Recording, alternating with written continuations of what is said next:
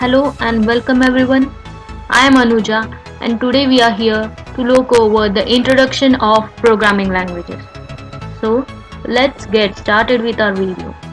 So here are the contents of our video. We are going to see what is programming language. Then we are going to see why we use programming language. And then we are going to focus on types of programming languages and why there are so many programming languages. And last but not the least, top 10 programming languages. So, firstly, what is programming language and why we use programming languages? To understand this, we will take a simple example of you talking with your friend. Okay? And supposingly, your friend is talking in Tamil, which you don't understand. Then how are you going to translate or understand what he is telling, right? And the simple solution to this is yes, you are going to talk either in the language you both understand, like Hindi or English, or you are going to learn Tamil, right? Similarly, what is programming language? A programming language is just like any other language. In any other language like English, mathematics, etc., you have to learn syntax, semantics, vocabulary and formulas. Similarly, in programming languages like C, C++, Java, etc., you have to learn the languages syntax, semantics, vocabularies and formulas.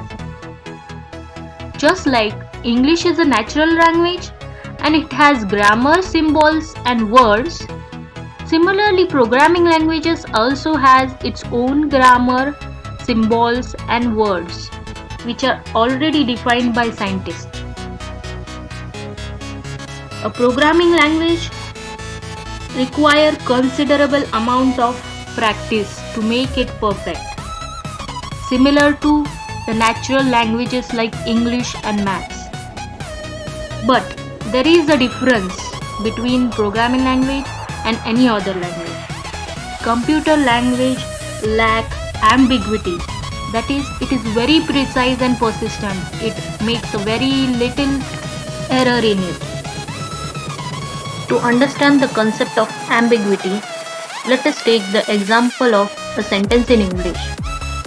Like, take a pinch of salt. Here, the amount of salt in the pinch is not particularly specified. It may differ from person to person, right? But a sentence in a programming language either means one thing or it means nothing. That is, it is either true or it is false. So now the question is why we use programming languages. To understand this, let us reconsider an example we have seen before of your friend talking with you, right? You need a medium to talk with each other, right? A programming language is a digital way of communicating with computer. That is, you can talk with computer or communicate with computer using programming language. It is a set of rules that provides a way of telling computer what tasks or operations that it has to perform. Or in other words, it provides instruction as our teacher used to provide us in the classroom, right? It provides instruction that can be directly executed or directly run on the computer. It also describes a framework, or it also helps us providing the flow chart and the strategies to perform difficult tasks.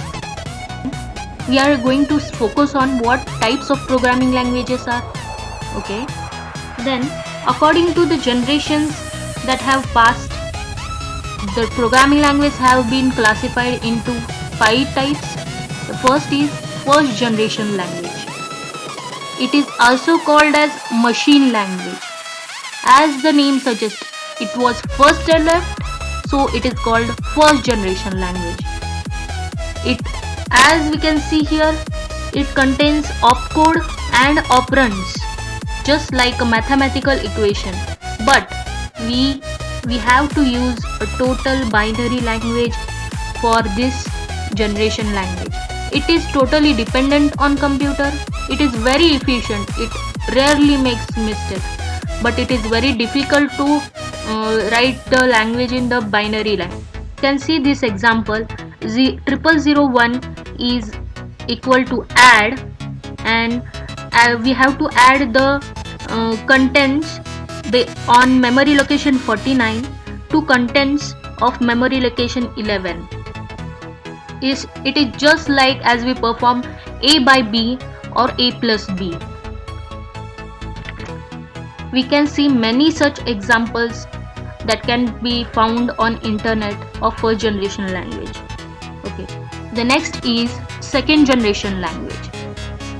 It is also called as assembly language.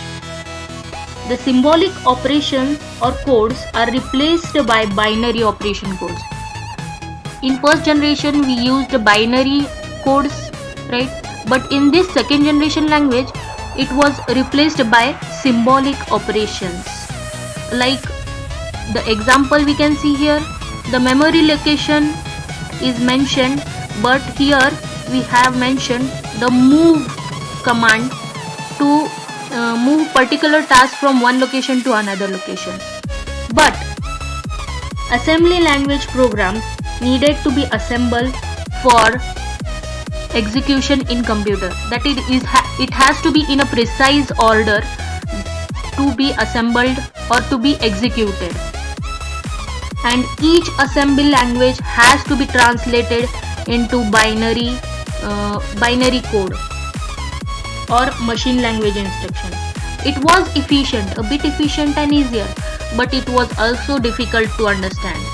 Here we can see another example where here used load instruction. Next is third generation language. It is closer to English but includes some mathematical notations. Programs written in source code must be translated into machine language called as object code. It also needed to be translated but in object code. It uses compiler or interpreter to translate programs into machine language. It was a bit easier than an assembly language. Examples are C, C++, and VB, and many other languages. The next is fourth generation language. It is a higher level language that requires few instructions to accomplish tasks than third generation language. It was used with databases. Examples are query language, report generators, form designers, etc. It was basically used to generate a big, huge database. Here is the example of fourth generation language, that is SQL. And here is the query that is used in this language. It is a update query where a database named country was updated and the population was set to population +1 where name of the country was USA. I hope you have understood, and this is the next example of a report generator code. Next is fifth generation language. It was also known as a declarative language or applicative language. Everything in this language was a function. It was based on mathematical logic or rules or constraint base. Example is SML or scheme language. It is basically used in artificial intelligence. These were the types of programming language classified according to the generation, but according to their use, programming languages were also classified into two broad groups. That is, first is a traditional programming languages and second is object-oriented programming languages. The traditional programming languages we use to write the code and execute or convert it as written in the sequence of instruction. That is, the first line has to be executed first, second line has to be executed second. Some of the first, second and third generation languages are example of traditional programming languages. Whereas object oriented programming languages, the objects are created and they drive the program rather than the sequence of instructions. Some of the third generation languages, fourth generation languages and fifth generation languages are example of object oriented languages. Example is C, C++ and Java. Now it is obvious to think why there are so many programming languages. Answer to the question is based on the performance, productivity and generality. The programming languages kept on developing itself and there were so many programming languages. In the other words, the answer to why we have different programming language is because they do different things on different platforms to some degree. And some programmer thought they could make things better that reflect the modern needs and styles. So the result, we have so many programming languages. And finally, top 10 programming languages. Here is the image where the languages are listed according to the rank, and here it is also given on which platform they can be run.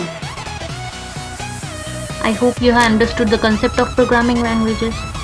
Thank you for watching the video. Any questions regarding the video, you can comment down below. Do like, subscribe and share the video. Thank you.